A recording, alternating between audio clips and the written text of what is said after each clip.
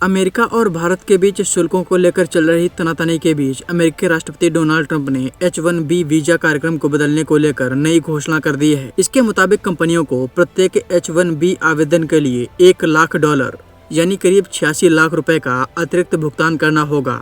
यह शुल्क अमेरिकी सरकार वसूलेगी, जो वीजा को मंजूरी देने के लिए अनिवार्य होगा। यह फीस वर्तमान में H-1B फीस, जो वर्तमान में $460 से $2,805 तक है, उससे 35 गुना से ज़्यादा है। इस बारे में राष्ट्रपति डोनाल्ड ट्रंप की तरफ से शुक्रवार को नॉन इमिग्रेंट्स वर्कर्स के प्रवेश पर प्रतिबंध नामक आदेश जारी किया गया, जो 21 सितंबर सुबह 12:01 पर लागू हो जाएगा। इसके बाद H-1B वीजा रखने वाले पेशेवर अगर अमेरिका से बाहर हैं तो उन्हें इस फीस का भुगतान करने के बाद ही अमेरिका में प्रवेश की इजाज़त मिलेगी। अमेरिका में पहले से मौजूद श्रमिकों पर तत्काल असर नहीं पड़ेगा, लेकिन नवीनीकरण के लिए यही शुल्क लागू होगा। डोनाल्ड ट्रंप का यह फैसला सबसे ज़्यादा भारत को प्रभावित करने जा रहा है। डोनाल्ड ट्रंप प्रशासन की तरफ से 50% का शुल्क लगाने से भारतीय निर्यात के पहले से ही प्रभावित होने के संकेत हैं। ऐसे में H-1B वीजा को लेकर लागू नया नियम तकरीबन $200 अरब के भारतीय सॉफ्टवेयर निर्यात पर भी उल्टा असर डाल सकता है। H-1B वीजा लेकर अमेरिकी कंपनियों जैसे मेटा, गूगल, अमेजॉन, माइक्रोसॉफ्ट आदि में सीधे तौर पर काम करने वाले भारतीयों या भारतीय सॉफ्टवेयर कंपनियों जैसे कि इन्फोसिस, HCL, विप्रो आदि में कार्यरत भारतीय IT इंजीनियरों, जिनकी संख्या करीब 50,000 है, उनके लिए अनिश्चितता पैदा हो गई है। इसके अलावा दर्जनों छोटी बड़ी IT कंपनियां हैं जो अमेरिकी क्लाइंट को अपनी सेवाएं देती हैं, उन पर भी परोक्ष तौर पर असर होगा।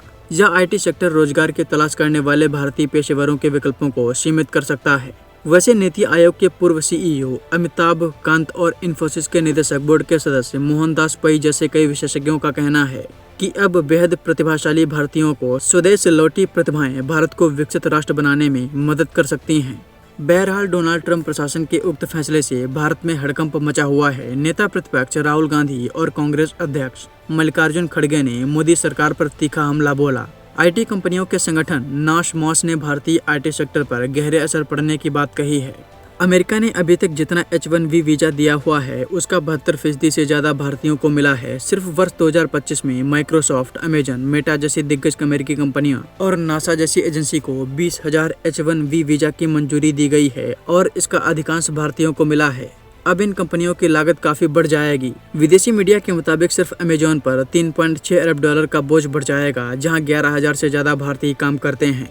इस फैसले का सबसे पहला असर उन भारतीय पेशेवरों पर होने जा रहा है जिसके पास H-1B वीजा है लेकिन वह अमेरिका में नहीं है। इन्हें 21 सितंबर यानी 24 घंटे के भीतर अमेरिका लौटना होगा। H-1B वीजा हासिल कई भारतीय नागरिक छुट्टियां या घरेलू कार्यक्रम में हिस्सा लेने के लिए भी भारत आए हैं। माइक्रोसॉफ्ट ने H-1B श्रेणी के वीजा लेने वाले सभी कर्मचारियों को 21 सितंबर तक अमेरिका लौटने को कहा है। भारत सरकार की तरफ से खबर लिखे जाने तक अभी कोई प्रक्रिया नहीं आई है।